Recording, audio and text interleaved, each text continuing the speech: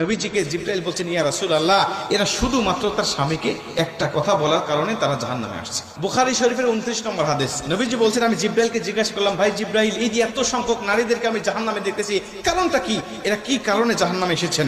নবীজিকে জিবরাইল বলছেন, ইয়া রাসূলুল্লাহ, এরা শুধুমাত্র তার স্বামীকে একটা কথা বলার কারণে তারা জাহান্নামে আসছে। আল্লাহ তাদেরকে জাহান্নামে দিয়ে দিয়েছে। মুসলমান ভাইরা, আমি নবীজি বলছেন, ভাই জিবরাইল, কি লা ইয়াকফুরনা বিল্লাহ, এরা কি আল্লাহর সাথে কুফরি করার জন্য জাহান্নামে এসেছে? জিবরাইল বলছে, ইয়া রাসূলুল্লাহ, একজন মহিলাকে আল্লাহ কুফরি করার জন্য জাহান্নামে দেয় নাই। এখানে যাদেরকে দেখতেছেন সবাই স্বামীকে একটা কথা বলেছে।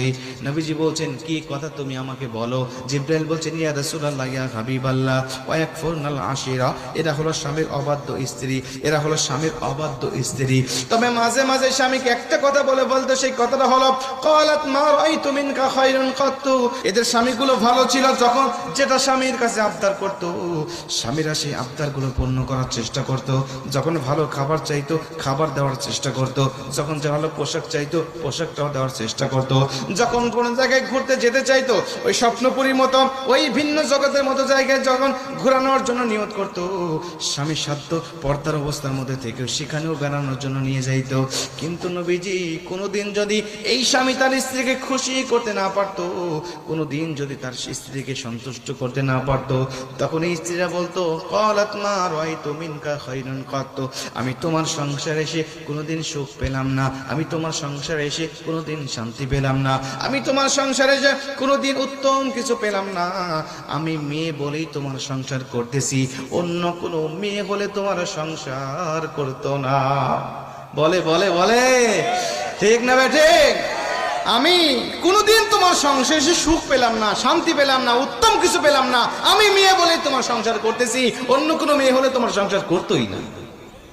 নবীজি বলছেন, জিবরাইল বলছেন, ইয়া রাসূলুল্লাহ, ক্বালাত মা রাআইতু মিনকা খায়রুন কাত্তু, শুধু এই ছোট্ট কথা বলার কারণে আমার আল্লাহ এদের সবাইকে মাফ করেন নাই। আল্লাহ পাক তাদের সব আমলনামাগুলোকে বরবাদ করে দিয়ে জাহান্নামের মধ্যে ঢুকিয়ে দিয়েছে। অথচ নবীজি এরা জান্নাতে যাওয়ার জন্য আল্লাহ সহজ করে দিয়েছিল। নবীজি এরা শুধু 4টি কাজ করতে পারলে আল্লাহ 8টি জান্নাতের দরজা খুলে দিত। 4টি কাজ করবে তারা, 8টা জান্নাতের দরজা আল্লাহ খুলে দিবে তাদের জন্য। আপনারা সুবহানাল্লাহ বলে লাভ আছে? জান্নাতে যাবে ওরা, আর সুবহানাল্লাহ করবেন আপনারা নাকি? এজন্য বলতেছেন না তো ভাই, আপনার স্ত্রী যখন জান্নাতে যাবে আপনাকে রেখে যাবেন, আপনাকে নিয়েই যাবে। এরকম সুবহানাল্লাহ। 4টি কাজ। 1 নম্বরে নবীজি এরা 5 ওয়াক্ত নামাজ পড়বে। 5 ওয়াক্ত নামাজ পড়বে ওয়াক্ত মতো, ওয়াক্ত শেষ হওয়ার পরে নয়, ওয়াক্তের শুরুতে নামাজটা পড়ে নিবে। 2 নম্বরে 30টা রমজানের রোজা রাখবে, তারা 1 মাস রোজা পালন করবে। 3 নম্বরে স্বামীর খেদমত করবে। 4 নম্বরে সতীত্বের হেফাজত তথা পর্দা করবে। সুবহানাল্লাহ। পর্দা করবে, সতীত্বের হেফাজত, পর্দা। এই 3টা, আগের 3টা আমল আমাদের মা বোনেরা মানতে রাজি আছে, কিন্তু পরেরটা এই সতীত্বের হেফাজত আর পর্দা, এই পর্দা এই বিষয়টা আমাদের মা বোনেরা মানতে চায় না। প্রিয় মা বোনেরা আমার, পর্দা এমন একটা বিষয়, ফরজ একটি বিষয়। নামাজ যেমন ফরজ, রোজা যেমন ফরজ, পর্দাও ঠিক তেমনই ফরজ। এই ফরজের ইবাদতটা ঠুনকোভাবে দেখার কোনো রকম কোনো যুক্তি নাই। ফরজের ইবাদত ফরজের মতোই করতে হবে। আল্লাহ তৌফিক দান করুক। জোরে বলেন আমিন। আর একটু জোরে বলেন আমিন।